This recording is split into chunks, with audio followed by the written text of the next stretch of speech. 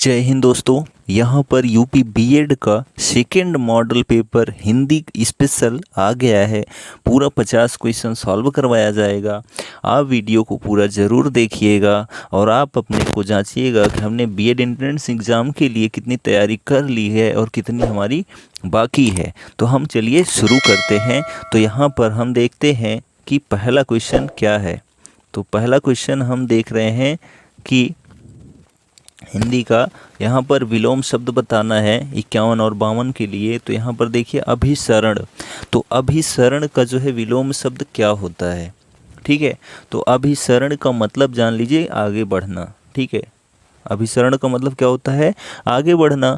तो अभिसरण का विलोम जो होगा वो अपसरण होगा, क्योंकि शरण शरण इसमें मिल रहा है यानी पीछे हटना, ठीक है। तो यहाँ पर जो है नेक्स्ट क्वेश्चन देखते हैं। दूसरा क्वेश्चन 52 नंबर देखिए क्या है, सुसुप्त।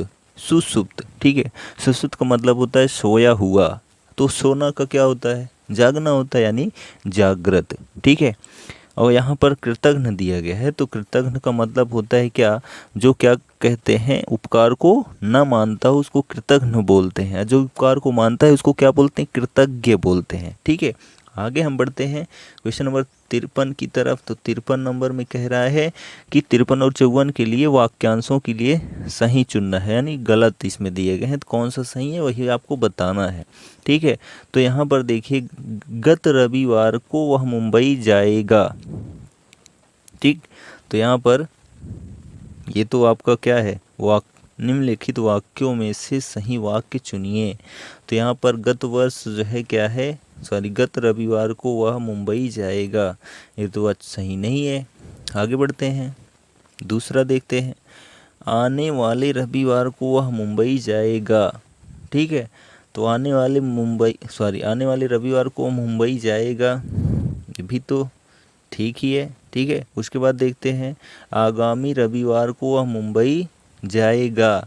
तो यहाँ पर पूर्वार्ध रविवार को वह मुंबई जाएगा। तो यहाँ पर जो आगामी रविवार को वह मुंबई जाएगा, यही ऑप्शन एकदम सही है। क्योंकि ऑप्शन ये तो लगभग में सब सही है थोड़ा बहुत, लेकिन सबसे ज़्यादा प्रभावित करने वाला आगामी रविवार को वह मुंबई जाएगा, यही ऑप्शन क्या है, एकदम सही है, ठीक है।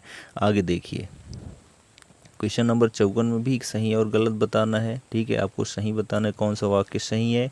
तो देखिए आपकी शंकाओं का निराकरण हो जाना चाहिए, ठीक है। कह रहा है कि आपकी शंकाओं का निराकरण हो जाना चाहिए। दूसरा देखते हैं आपकी शंकाओं का समाधान हो जाना चाहिए, ये गलत है, ठीक है। आपकी शंकाओं का समाधान हो जाना चाहिए, ठीक है। ये बी और सी तो एक ही जैसे हैं, ठीक है। तो ये भी गलत है। उसके बाद देखिए आपकी शंकाओं का वरदान हो जाना चाहिए, ये भी गलत है। तो यहाँ पर पहला ऑप्शन सही है, आपकी शंकाओं का निराकरण हो जाना चाहिए, ठीक है। आगे हम बढ़ते हैं क्वेश्चन नंबर 55 की तरफ देखिए। तो यहाँ 55 से 56 में क्या करना है, वाक्यांशों के लिए एक शब्द चुनना है, ठीक है। तो यहाँ पर देखिए दिशाएं ही जिनका वस्त्र है, ठीक है। दिशाएं ही जिनके वस्त्र हैं उसको क्या बोलते हैं। तो यहाँ पर जो है देखिए विशंभर लिखा है, दिक्पाल लिखा है, पैगंबर लिखा है, दिगंबर लिखा है। तो यहाँ पर दिक प्लस अंबर जो होता है, यानी दिक यानी दिशा, अंबर यानी वस्त्र, ठीक है। दिशाएं जिनके वस्त्र होती हैं उसको क्या बोलते हैं, दिगंबर बोलते हैं, ठीक है। और विश्वंभर किसको बोलते हैं, जो सारे विश्व का पालन करने वाला होता है उसको विश्वंभर बोलते हैं, ठीक है। और दिक्पाल किसको बोलते हैं, जो दिशाओं का स्वामी होता है, दिक्पाल यानी दिशाओं का पालनहार, ठीक है। और पैगंबर किसको बोलते हैं, जो ईश्वर के पैगाम या संदेश सुनाने वाला होता है उसको पैगंबर बोलते हैं, ठीक है। आगे बढ़ते हैं हम नेक्स्ट क्वेश्चन 56 की तरफ देखिए। युद्ध की इच्छा रखने वाला। तो युद्ध की इच्छा रखने वाला, तो यहाँ पर मुमुक्षु, बहुश्रुत, युयुत्सु, मौत्सिक। तो यहाँ पर जो है मुमुक्ष, तो जो मुमुक्ष होता है वो मोक्ष की कामना करने वाला या इच्छा रखने वाला होता है, ठीक है। बहुश्रुत क्या होता है, अनेक विषयों का ज्ञान रखने वाला या सुनने वाला जो होता है, ठीक है। ये मौक्तिक क्या होता है, तो मोती संबंधी जो होता है उसको मौक्तिक बोलते हैं। तो युयुत्सु जो होता है वही ऑप्शन सही है, युद्ध की इच्छा रखने वाले को क्या कहते हैं, युयुत्सु कहते हैं, ठीक, आगे हम बढ़ते हैं 57 नंबर। देखिए क्या है कि आमलक का तद्भव शब्द है। ठीक है, आमलक का तद्भव शब्द है। तो आमलक यानी आंवले को क्या बोलते हैं? आमलक बोलते हैं। ठीक है, आगे देखते हैं। तो यहाँ पर आदर्शिका का क्या होता है? यहाँ पर आदर्शिका का जो तद्भव होता है वो आरसी होता है। आम्र का क्या होता है? आम होता है। ठीक है, आपाक का क्या होता है? आवा होता है। आगे देखिए, नेक्स्ट पॉइंट हमारा है 58 नंबर। तिनका का तत्सम शब्द है। ठीक है, तो तिनका, तो यहाँ पर पहला ऑप्शन तृण है, तो यही ऑप्शन आपका सही भी है। तिनका का तृण होता है। ठीक है, और तिक्त का क्या होता है तद्भव? तोता होता है। ताम्र का क्या होता है?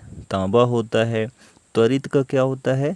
तुरंत होता है। तो यहाँ ऑप्शन आपका 3 का तृण होगा। ठीक, आगे देखिए 59 नंबर। देखिए, विशेषण की विशेषता बताने वाले शब्द क्या कहलाते हैं?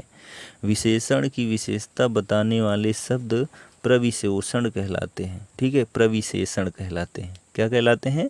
प्रविशेषण।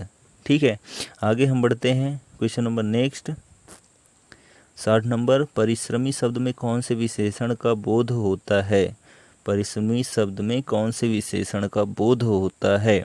तो यहाँ पर जो है परिश्रमी, परिश्रम तो एक प्रकार का गुण होता है। ठीक है, इसलिए यहाँ पर क्या है? गुणवाचक विशेषण है। किसमें? परिश्रमी में। ठीक है, आगे हम देखते हैं क्वेश्चन नंबर 61 की तरफ। मंदिर का पर्यायवाची है। ठीक है, तो मंदिर का पर्यायवाची यहाँ पर ऑप्शन देवगृह, परम धाम, निर्वाण और परम पद। ठीक है, तो यहाँ पर जो मंदिर का पर्यायवाची होता है वो देवगृह भी उसको बोलते हैं। ठीक है, परम धाम का पर्यायवाची स्वर्ग, सुरलोक, देवलोक होता है। निर्वाण का जो होता है मुक्ति मोक्ष परधाम होता है। परम पद का क्या होता है? मोक्ष या निर्वाण होता है। आगे हम बढ़ते हैं यहाँ पर क्वेश्चन नंबर नेक्स्ट 62 नंबर। तृष्णा का पर्यायवाची है। ठीक है, किसका पर्यायवाची? तृष्णा का पर्यायवाची है। तो तृष्णा का पर्यायवाची देखिए मकरंद, सहचर, रसिका, लिप्सा। तो यहाँ पर जो आपका ऑप्शन सही है वो लिप्सा। ठीक है, तृष्णा का पर्यायवाची है। ठीक है, तो यहाँ पर सहचर। ठीक है, तो सहचर का पर्यायवाची क्या होता है? दोस्त होता है, मित्र होता है। ठीक है, और मकरंद का क्या होता है? भ्रमर, मधुप या भृंग होता है। रसिका का जीभ, वाचा, रसना होता है। ठीक है, आगे देखिए कि राजपुत्र में कौन सा समास है? राजपुत्र यानी राजा का पुत्र, यानी कि एक प्रकार से देखा जाए तो संबंध दिखा रहा है।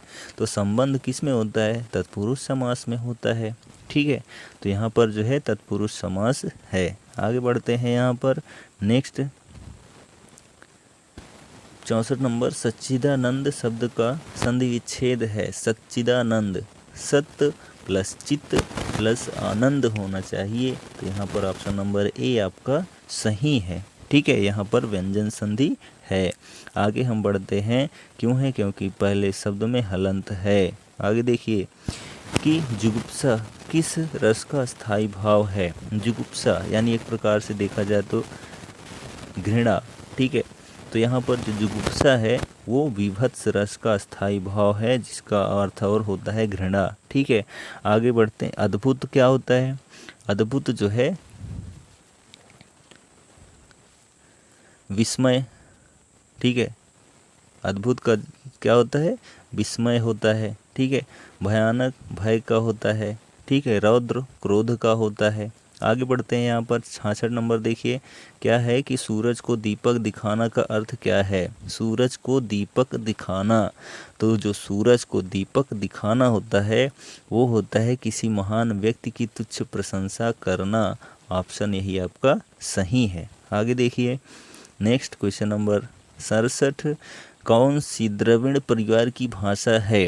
तो कौन सी द्रविड़ परिवार की भाषा है? तो उड़िया, बांग्ला, असमिया, कन्नड़। तो यहाँ पर जो द्रविड़ परिवार की भाषा है वो कन्नड़ भाषा है। कौन सी भाषा है? कन्नड़ भाषा जो है क्या है? द्रविड़ परिवार की भाषा है। ठीक है,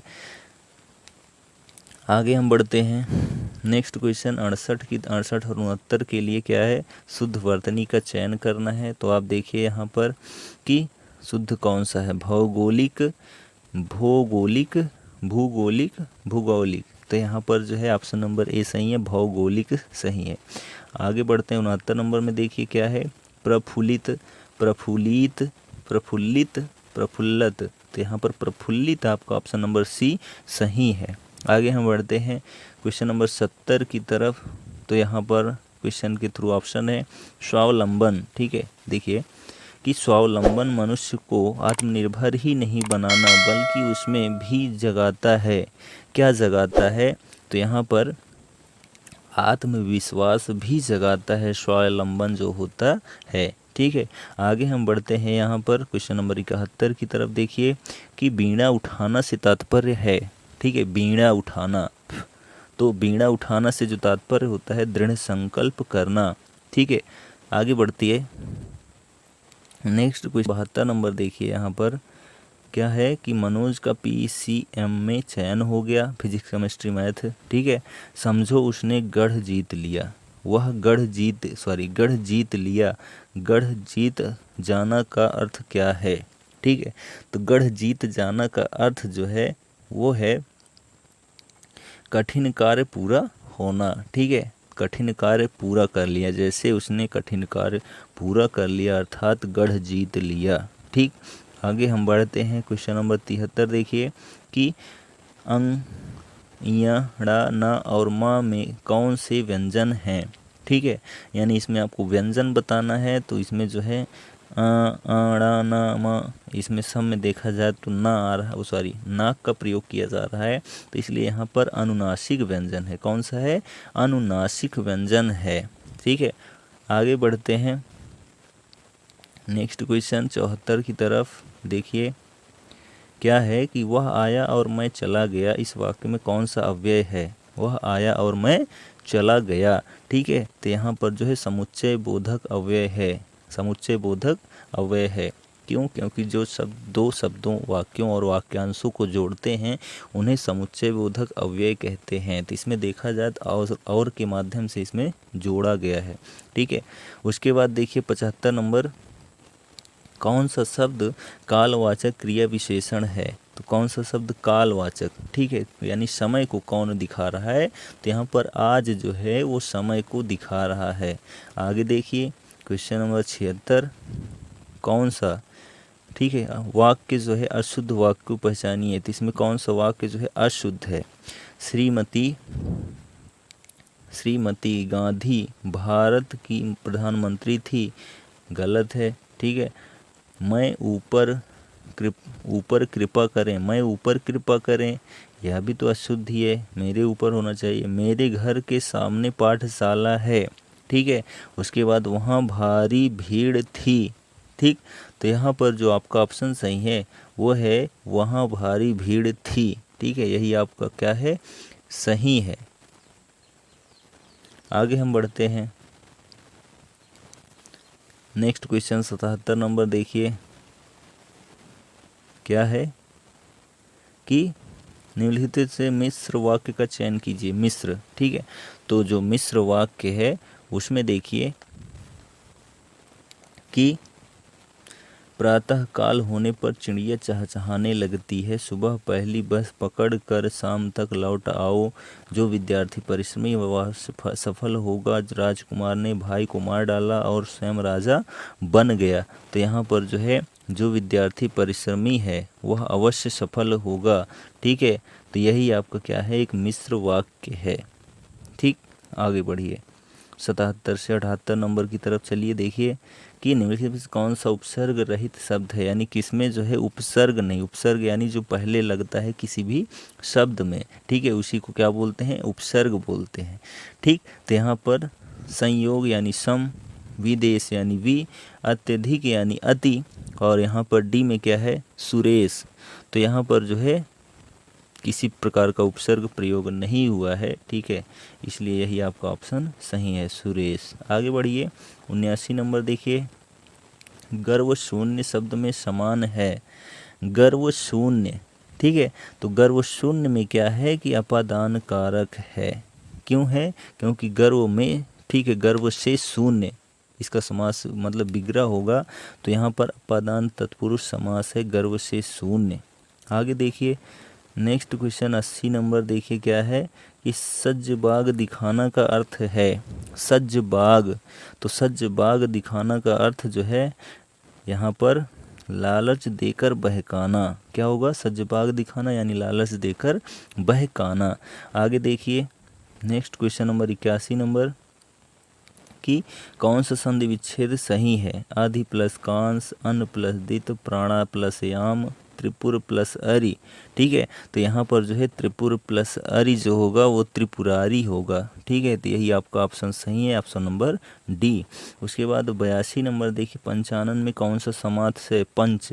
ठीक है, पंच का मतलब संख्या, संख्या का मतलब द्विगु समास है। ठीक है, तो यहाँ पर जो है द्विगु समास है, लेकिन यहाँ पर द्विगु समास तो ठीक है, लेकिन यहाँ पर जब द्विगु समास, बहुब्रीहि समास और कर्मधारय समास साथ में हो तो वहाँ पर जो है हम समास पढ़ाए हैं तो बताए हैं, जहाँ पर बहुब्रीहि, द्विगु और कर्मधारय समास तीनों साथ में हो तो वहाँ पर जो है मान्यता यानी सर्वमान्य जो होता है वो बहुब्रीहि समास होता है। तो यहाँ पर जो है पंचानन में बहुब्रीहि समास है। ठीक है, यानी 5 हैं आनन यानी मुख, तो किसके हैं? शंकर जी या शेर के।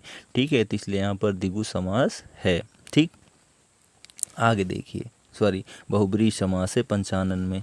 उसके बाद देखिए 83 नंबर 3-13 करना का अर्थ क्या है? तो 3-13 करना का जो अर्थ होता है यहाँ पर पृथकता की बात करना यानी अलग अलग बात करना। ठीक, आगे बढ़ते हैं। यहाँ पर 84 नंबर देखिए कि हंसुए की ब्याज में खुरपे का गीत कहावत का अर्थ क्या है? तो हंसुए के ब्याह में खुरपे का गीत जो है असंगत बातें करना। ठीक है, असंगत बातें करना। उसके बाद देखिए 85 नंबर कि देव्यर्पण का संधि विच्छेद क्या होगा? ठीक है, देव्यर्पण का संधि विच्छेद क्या होगा? देव प्लस अर्पण नहीं, देवी प्लस अर्पण। ठीक है, देवी प्लस अर्पण जो है यही आपका सही है, जहाँ पर यण स्वर संधि है। 86 नंबर देखिए कि पुस्तकीय शब्द में प्रत्यय है। पुस्तकीय, पुस्तक प्लस ईय, पुस्तकीय, तो यहाँ पर ऑप्शन नंबर सी आपका सही है। आगे बढ़ते हैं यहाँ पर क्वेश्चन नंबर 87 देखिए कि स्वतंत्रता सबको प्यारी होती है, वाक्य के रेखांकित शब्द का भेद है स्वतंत्रता। ठीक है, तो स्वतंत्रता देखा जाए तो क्या है? भाववाचक संज्ञा है, क्योंकि यहाँ पर स्वतंत्रता जो है भाव व्यक्त किया जा सकता है और कोई कारण नहीं होता है। ठीक, आगे बढ़ते हैं 88 नंबर मुझे किस प्रकार का सर्वनाम है? मुझे।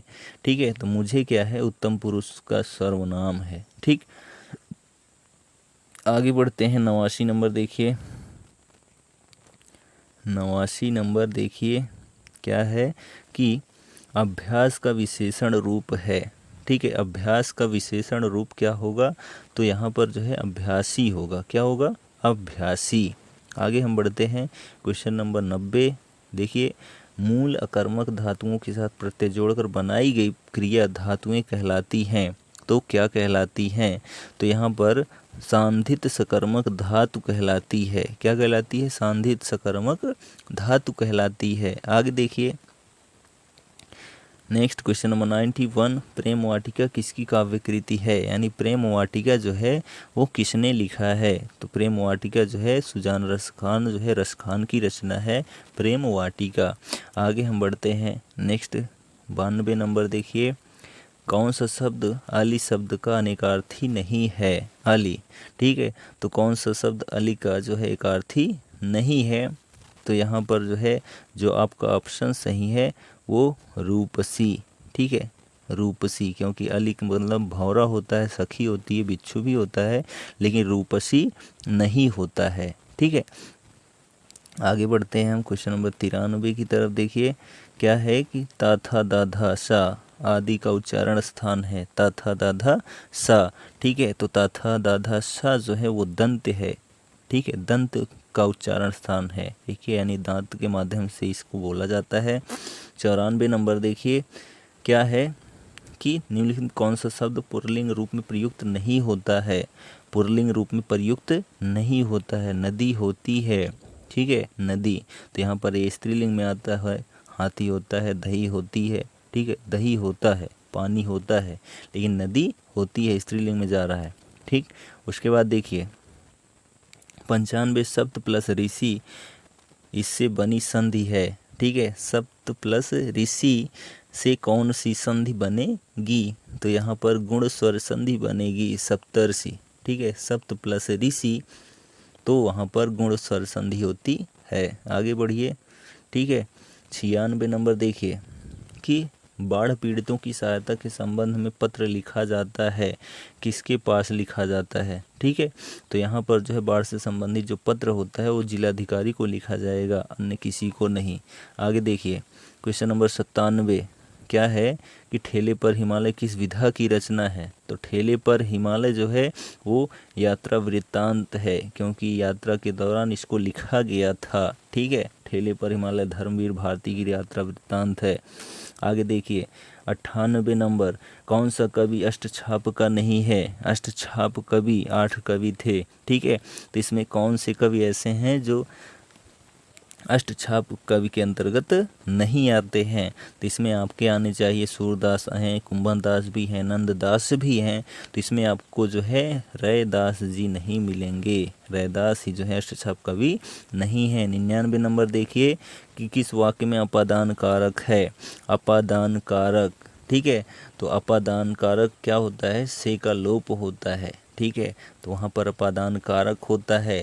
तो यहाँ पर हिमालय से गंगा निकलती है, तो यहाँ पर अलगाव हो रहा है, से अलग। ठीक है, इसलिए यहाँ पर क्या है? अपादान कारक है। ठीक, आगे देखिए लास्ट क्वेश्चन 100 नंबर, अशुद्ध वर्तनी कौन सी है? यानी अशुद्ध शब्द इसमें से कौन सा है? मुश्किल सही है, 25 भी सही है, ईर्ष्या भी सही है, यही आंगन आपका गलत है। यहाँ पर चंद ये भी सही हो जाता है, तो यहीं पर आपका आंगन जो है वो अशुद्ध है। ठीक है, तो यहाँ पर जो है क्या अटेंड किया गया? UP BEd second model paper attend किया गया, पूरी हिंदी 50 क्वेश्चन अटेंड किया गया। बहुत ही सरल शब्दों में आपने आपको आंक लिया होगा कि हमको कितना आया। आपको गवर्नमेंट कॉलेज चाहिए बीएड के लिए, तो आपको प्रैक्टिस और पढ़ाई दोनों ज़रूरी है, तो इसलिए हम प्रैक्टिस करवाएंगे, आप पढ़ाई करिए और अपने को जांचिए कि हम कितने क्वेश्चन प्रश्न को सॉल्व कर पा रहे हैं। मिलेंगे नेक्स्ट वीडियो में, तब तक लिए जय हिंद।